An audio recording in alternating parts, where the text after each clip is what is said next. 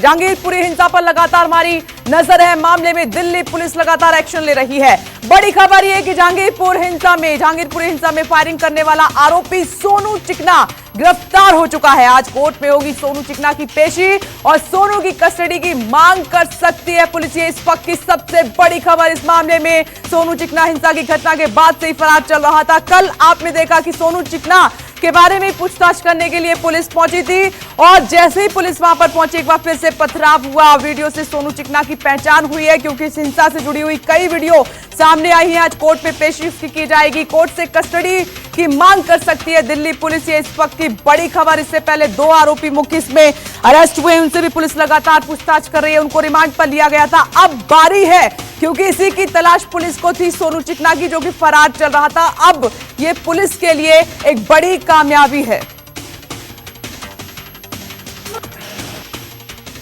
दिल्ली के जहांगीरपुरी हिंसा में फायरिंग का आरोपी सोनू चिकना गिरफ्तार कर लिया गया है।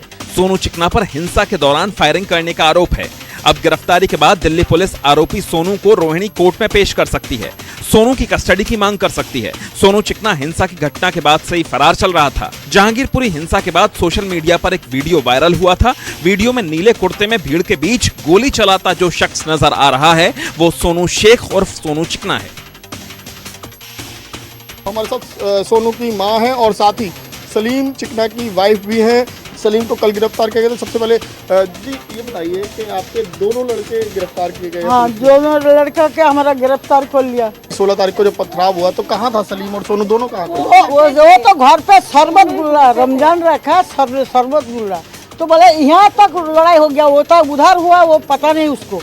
इधर जब आ गया बोला वो हिंदू मुसलमान लड़ाई होते, बोले हो जाओ बाबा तो आज जैसे नहीं। तो वो लड़का लोग बोले तो वो लड़ाई हो रहा सामने यही रोड में हो रहा। फिर वो लोग गया घर से, जे जाके ना लड़ाई हो रहा तो वो देख रहा अपना भाई लोग को बोला आजा तू इधर भाग गया है।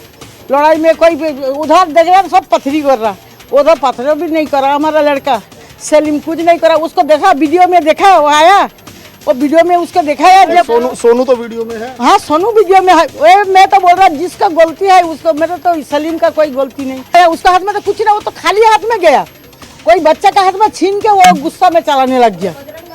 हाँ, वो बजरंगबली लोग ना कौन है वो सब बैठा है, वो गोली लेके उसके हाथ से छीन के वो चलाने लग गया। बाहर थे, वहाँ से उन्हें पकड़ के लेके गए। वो कुछ देर पहले मुझसे फ़ोन पे बात भी कर रहे थे, फिर अचानक से उनका फ़ोन कर रहे पर कोई उठा नहीं रहा। फिर पता नहीं क्या हुआ, फिर स्विच ऑफ आने लगा।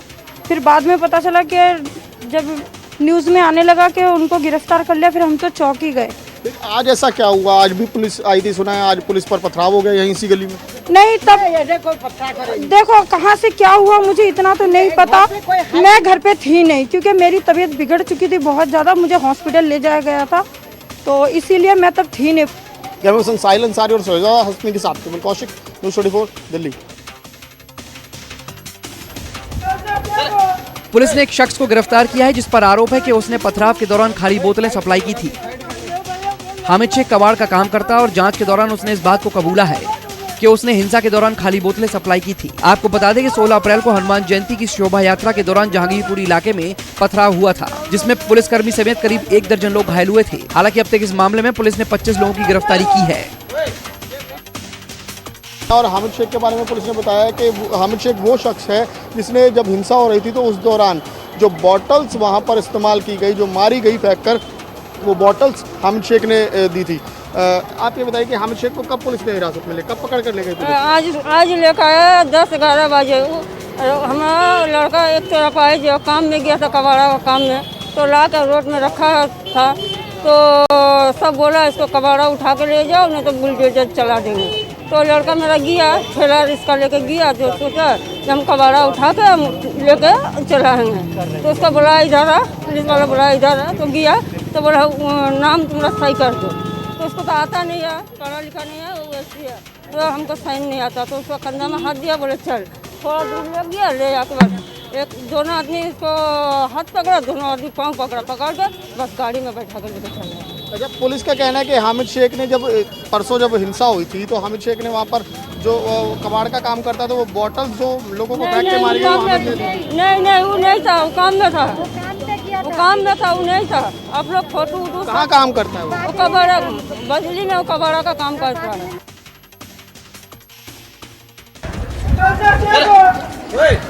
जहांगीरपुरी हिंसा की जांच दिल्ली क्राइम ब्रांच को सौंप दी गई। आरोपियों की धरपकड़ जारी है। इसी बीच सोमवार को जब पुलिस ने एक आरोपी को हिरासत में लिया तो वह गिड़गिड़ाने लगा। पुलिस वाले उसे गोद में उठाकर ले गए। इस दौरान शख्स खुद को बेकसूर बताता रहा।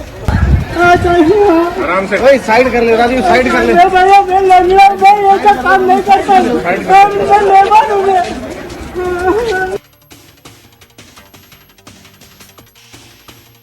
दिल्ली हिंसा को लेकर अब तक पुलिस ने 25 आरोपियों को गिरफ्तार किया है। गिरफ्तार लोगों में 3 नाबालिग भी शामिल हैं।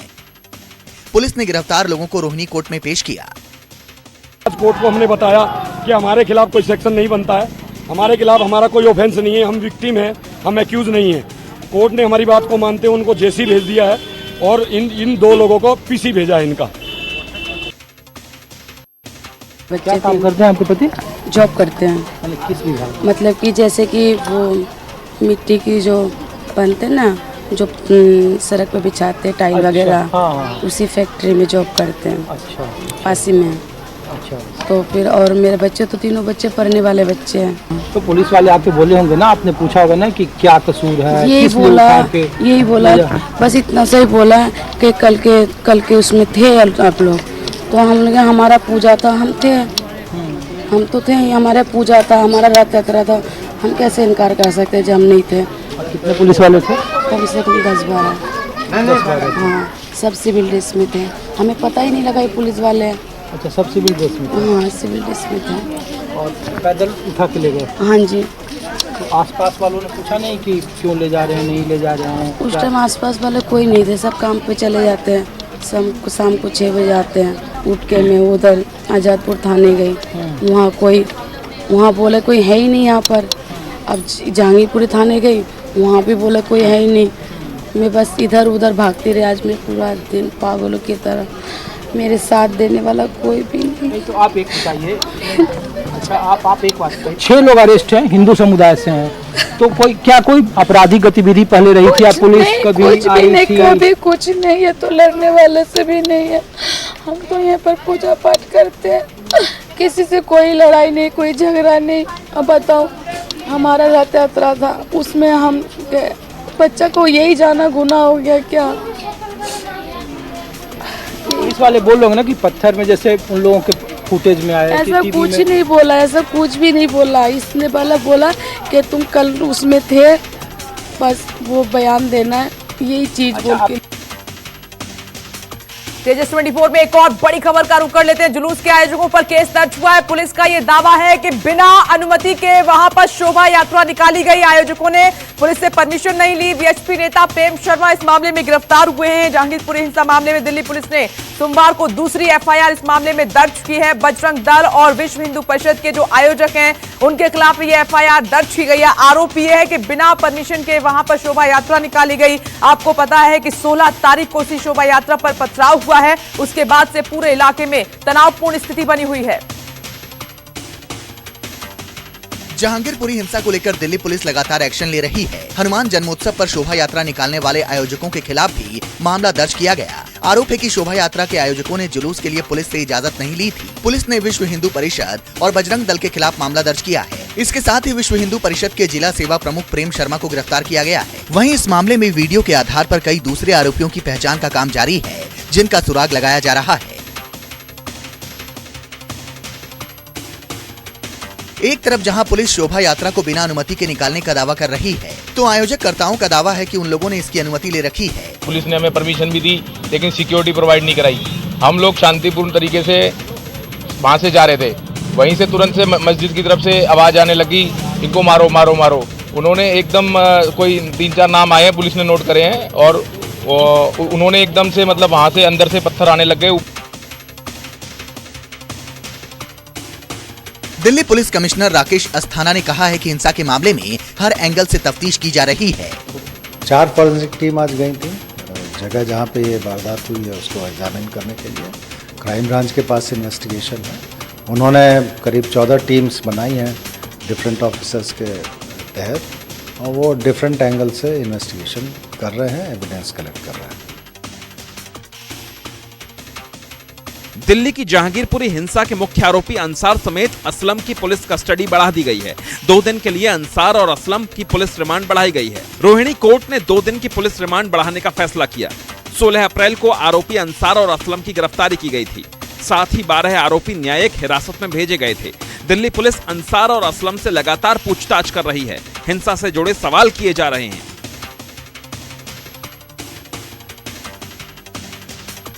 दिल्ली के स्वास्थ्य मंत्री सत्येंद्र जैन ने बीजेपी के आरोपों पर पलटवार किया है। जैन ने बीजेपी पर सियासत का आरोप लगाया है। मुझे लगता है दिल्ली के अंदर लॉ एंड ऑर्डर की सिचुएशन ठीक नहीं है। जो बीजेपी है ये पुलिस उसके अंडर में आती है। बीजेपी को पुलिस को ठीक से कंट्रोल करना चाहिए, लॉ एंड ऑर्डर को ठीक से लागू करना चाहिए, उनको दंगों को रोकना चाहिए।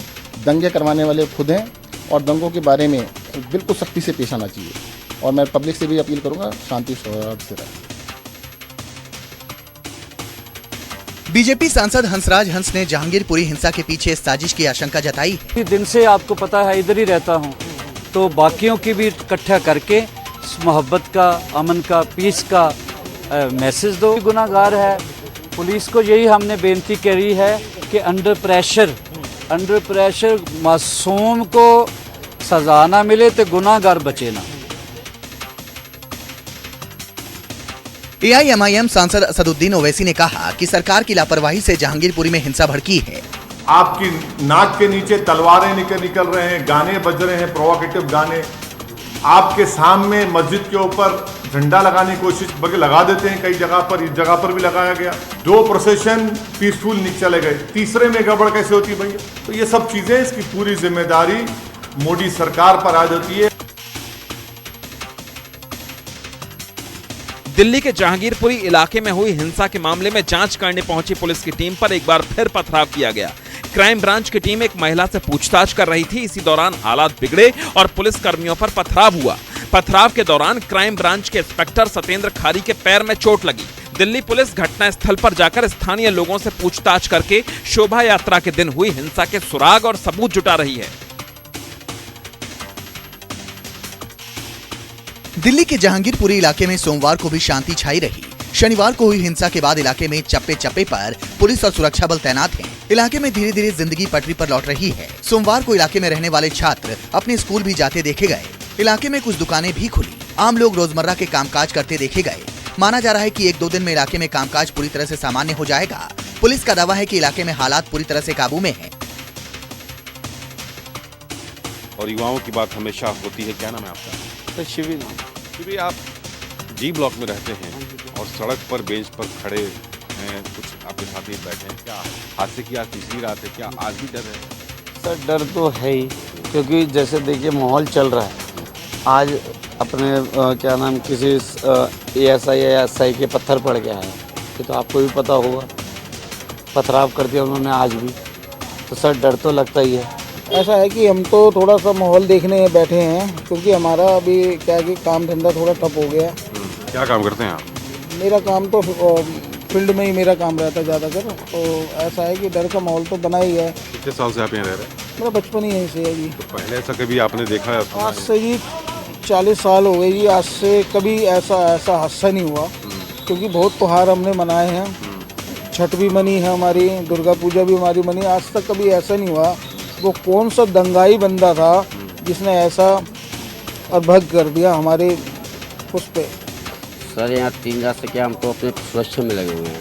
कल को हमारी माँ बहन भी रहती है, क्योंकि जो हादसा हमने देखा है ना, जो आप देख नहीं सकते, आँख में हो जाएगा कि दहशत इतनी फैली हुई थी। कोई बच्चे को नहीं छोड़ रहे थे, किसी को लेडीज को नहीं छोड़ रहे थे, क्योंकि उस समय माहौल ऐसा था। अब तो स्थिति सामान्य है, दुकानें खुली हैं, ई-रिक्शा भी चल रहा है। वो दहशत तो याद आके ना दिल दहल जाता है जो हमने देखा है।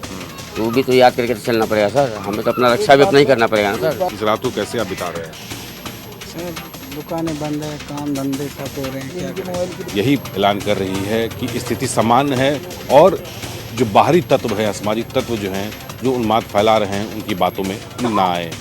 कैमरा पर्सन दीपक शर्मा के साथ पवन मिश्रा, न्यूज़ 24, दिल्ली। दिल्ली के जिस जहांगीरपुरी में हिंसा हुई थी, अब वहां के लोग चाहते हैं कि जल्द से जल्द इलाके में शांति लौट आए। इसके लिए जहांगीरपुरी के स्थानीय निवासियों ने भजन कीर्तन का आयोजन किया। भजन करने वाले श्रद्धालुओं ने ईश्वर से जल्द माहौल ठीक करने की प्रार्थना की। इन्होंने यहाँ तक ईंटे पत्थर बरसाए, हाथों में तलवार, चक्कू, बंदूकें, तो पब्लिक तो डरेगी। फिर गेट बंद करे चारों तरफ के, इन्होंने वो हाल कर दिया था।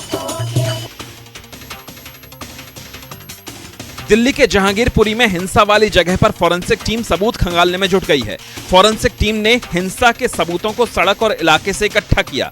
जहांगीरपुरी हिंसा मामले में क्राइम ब्रांच ने मस्जिद के पास के इलाके को सील किया। साथ ही मस्जिद से सटी गलियों में भी फॉरेंसिक टीम गई, जहां सबूत खंगालने की कोशिश की। वहीं दिल्ली पुलिस के मुताबिक जहांगीरपुरी में हुई हिंसा में बाहर से भी लोग आए थे। वीडियो में हंगामा कर रहे करीब 1 दर्जन लोगों की कोई पहचान नहीं हो पाई है। बीजेपी अध्यक्ष जेपी नड्डा ने आम लोगों को चिट्ठी लिखी है। जेपी नड्डा ने पूछा कि कांग्रेस राजस्थान के करौली में हुई हिंसा पर शांत क्यों है। पूर्व प्रधानमंत्री राजीव गांधी ने कहा था, जब कोई बड़ा पेड़ गिरता है तो धरती हिलती है। जेपी नड्डा ने चिट्ठी में आगे लिखा कि वोट बैंक की राजनीति के लिए दशकों से असामाजिक तत्वों के साथ समझौता किया जाता है। विपक्ष आत्ममंथन करे। वहीं करौली हिंसा मामले के लिए जांच टीम मौके पर पहुंची है। पीएम मोदी के गुजरात दौरे का आज दूसरा दिन है। पीएम मोदी आज बनासकांठा में विकास परियोजनाओं का लोकार्पण और शिलान्यास करेंगे। इसके अलावा जामनगर में WHO global centre for traditional medicine centre की आधारशिला रखेंगे। वहीं 20 अप्रैल को गांधीनगर में वैश्विक निवेश और नवाचार सम्मेलन का उद्घाटन करेंगे। इसके बाद पीएम मोदी दाहोद में आदिजाति महासम्मेलन में शामिल होंगे। दाहोद को भी कई विकास परियोजनाओं की सौगात देंगे। पीएम मोदी इन दिनों 3 दिन के गुजरात दौरे पर हैं। पीएम मोदी 21 अप्रैल को सिख गुरु तेग बहादुर के 400वें प्रकाश पर्व के मौके पर लाल किले से देश को संबोधित करेंगे। पीएम मोदी सिख के 9वें गुरु तेग बहादुर के प्रकाश पर्व पर एक विशेष सिक्का और डाक टिकट भी जारी करेंगे। सांस्कृतिक मंत्रालय ने बताया कि इस मौके पर 400 रागी यानी सिख संगीतकार शब्द कीर्तन करेंगे। कार्यक्रम का आयोजन सांस्कृतिक मंत्रालय की ओर से दिल्ली के सिख गुरुद्वारा प्रबंधक कमेटी के सहयोग से किया जाएगा। लोकसभा अध्यक्ष ओम बिरला के नेतृत्व में भारतीय सांसदों का एक प्रतिनिधिमंडल आज वियतनाम और कंबोडिया के दौरे पर जा रहा है। इस दौरान बिरला दोनों देशों के अपने समकक्षों के साथ बैठक कर द्विपक्षीय संबंधों को और अधिक मजबूत करने पर चर्चा करेंगे। लोकसभा अध्यक्ष ओम बिरला के नेतृत्व में भारतीय संसदीय प्रतिनिधिमंडल आज से 21 अप्रैल के बीच वियतनाम दौरे पर रहेगा। वियतनाम की 3 दिन की यात्रा के दौरान बिरला वियतनाम के राष्ट्रपति गुयेन जुआन फुक से मुलाकात करेंगे। लेफ्टिनेंट जनरल मनोज पांडे अगले आर्मी चीफ होंगे। मनोज पांडे 1 मई को जनरल MM नरवणे का स्थान लेंगे, जिनका कार्यकाल उसी दिन पूरा हो रहा है। लेफ्टिनेंट जनरल मनोज पांडे अभी थल सेना के उप प्रमुख हैं और इंजीनियर्स कॉर्प्स के आर्मी चीफ बनने वाले पहले शख्स होंगे। अब तक इन्फेंट्री, आर्मर्ड और आर्टिलरी अधिकारी ही आर्मी चीफ बनते रहे हैं। थल सेना का उप प्रमुख बनने से पहले मनोज पूर्वी कमान का नेतृत्व कर रहे थे। इस कमान पर सिक्किम और अरुणाचल प्रदेश सेक्टर में वास्तविक नियंत्रण रेखा की रक्षा की जिम्मेदारी है। काशी विश्वनाथ ज्ञानवापी मस्जिद केस को लेकर कोर्ट ने कमिश्नर नियुक्त करने का फैसला किया है। नियुक्त कमिश्नर एडवोकेट आज अजय कुमार मिश्र मंदिर मस्जिद परिसर का दौरा और वीडियोग्राफी करेंगी। कोर्ट ने इस दौरान सुरक्षा बलों को तैनात करने का आदेश दिया है ताकि किसी तरह की कोई अप्रिय घटना न हो। वाराणसी जिला कोर्ट ने सितंबर 2020 में दाखिल याचिका पर सुनवाई करते हुए यह आदेश दिया कि कमिश्नर 20 अप्रैल को अपनी रिपोर्ट अदालत में सौंपेंगे। कोरोना का कहर बढ़ता जा रहा है। हांगकांग ने 24 अप्रैल तक एयर इंडिया की उड़ानों पर प्रतिबंध लगा दिया है। 3 यात्रियों के कोरोना संक्रमित पाए जाने के बाद यह कदम उठाया गया। एयर इंडिया ने 19 अप्रैल से 24 अप्रैल तक हांगकांग के लिए अपनी सभी उड़ानें रद्द कर दी हैं। तीनों यात्री 16 अप्रैल को एयर इंडिया की 316 दिल्ली कोलकाता हांगकांग उड़ान से यात्रा कर रहे थे। भारत से यात्री हांगकांग तभी पहुंच सकते हैं जब उनके पास यात्रा से 48 घंटे पहले किए गए कोरोना टेस्ट की नेगेटिव रिपोर्ट का प्रमाण पत्र होगा।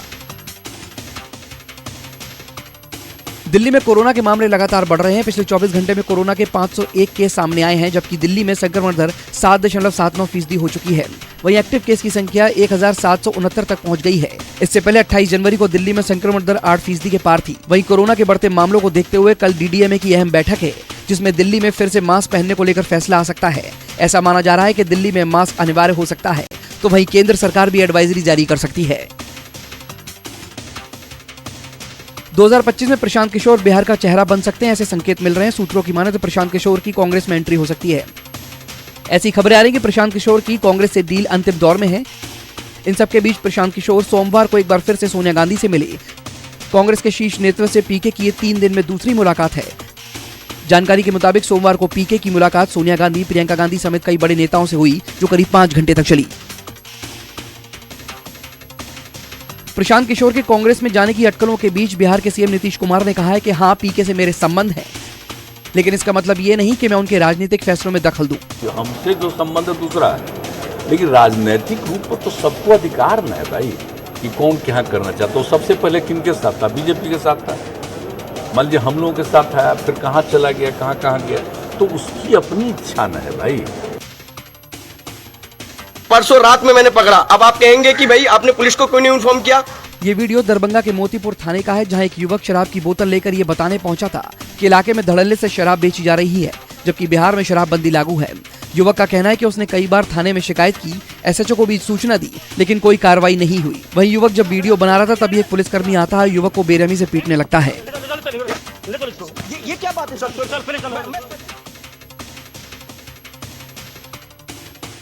राजस्थान के करौली में 2 अप्रैल को हुई प्रशासनिक जांच के लिए गृह विभाग की टीम करौली पहुंच चुकी है।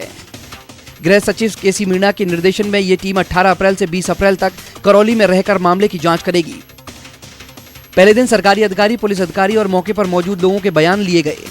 दूसरे दिन यानी आज आमजन की सुनवाई होगी और कल यानी 20 अप्रैल को जांच में आवश्यक पक्षों से सबूत जुटाए जाएंगे।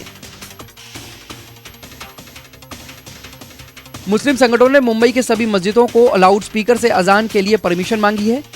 महाराष्ट्र के गृह मंत्री दिलीप वलसे पाटिल आज लाउड स्पीकर समस्या पर बात करेंगे।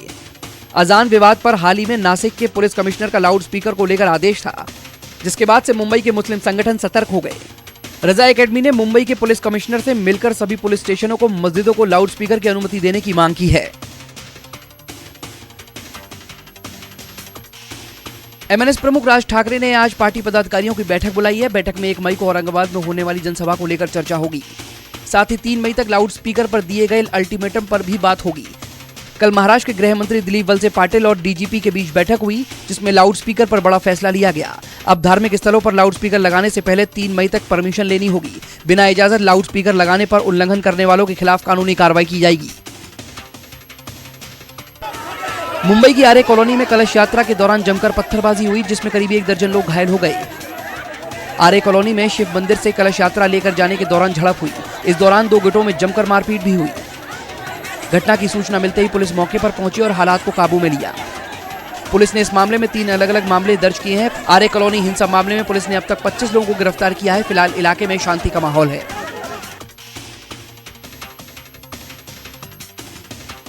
दो शख्स बेंच पर बैठे हैं, तभी एक सफेद रंग के कपड़े पहना एक व्यक्ति आता है और बेंच पर बैठे 2 युवकों पर फायरिंग कर देता है और भाग जाता है। दरअसल ये तस्वीरें जम्मू कश्मीर के पुलवामा की हैं, जहां एक आतंकी ने चाय की दुकान पर बैठे पुलिसकर्मियों की गोली मारकर हत्या कर दी। ये पूरी वारदात वहां पास में लगे CCTV कैमरे में कैद हो गई। शहीद हुए पुलिसकर्मियों में एक SI देवराज और हेड कांस्टेबल सुरेंद्र सिंह शामिल हैं। फिलहाल हमलावरों की तलाश जारी है। बता दें कि इस महीने ये 9वां हमला है। केंद्र ने आतंकवाद पर करारा वार किया है। केंद्र सरकार ने आतंकवाद के खिलाफ सख्त संदेश देते हुए प्रतिबंधित संगठन जैश-ए-मोहम्मद के कमांडर आशिक अहमद नेगरू को आतंकी घोषित किया है। आशिक ने 2013 में पुलिस अधिकारी की हत्या की थी। साथ ही घाटी में सीमा पार से आतंकियों की घुसपैठ में भी शामिल था। इतना ही नहीं, कई आतंकी घटनाओं में भी आशिक अहमद का नाम शामिल है। केंद्र सरकार ने एक अधिसूचना जारी कर कहा कि आशिक अहमद नेगरू जैश का मुख्य खूंखार आतंकी है। गृह मंत्रालय ने कहा कि नेगरू भारत के लिए खतरा बन चुका है। सीतापुर के अटरिया इलाके में दबंगों की दबंगी का मामला सामने आया है। बताया जा रहा है कि पहले दबंगों ने गरीब दंपत्ति के साथ मारपीट की और फिर उनके घर को आग के हवाले कर दिया। आग की चपेट में आने से पति पत्नी झुलस गए, जिन्हें इलाज के लिए अस्पताल में भर्ती कराया गया है। दंपति का आरोप है कि उनकी ग्राम समाज की जमीन पर दबंगों ने अवैध रूप से कब्जा कर लिया था, जिसका विरोध करने पर उनके घर को आग के हवाले कर दिया गया। पीड़ित का कहना है कि कब्जे को लेकर जिलाधिकारी से शिकायत भी की गई थी, लेकिन कोई कार्रवाई नहीं की गई।